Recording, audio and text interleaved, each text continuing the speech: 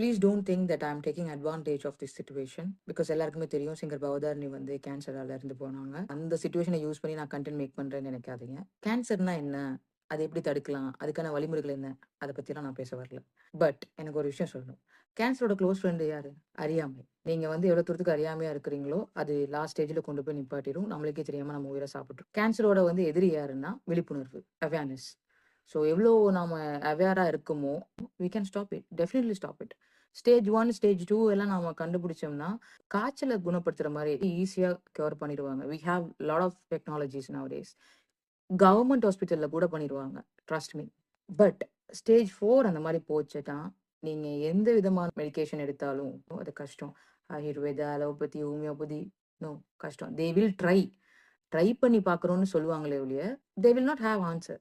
So இந்த விஷயத்துல நம்ம யாரையுமே ப்ளேம் பண்ண முடியாது. இந்த டைம்ல இதுதான்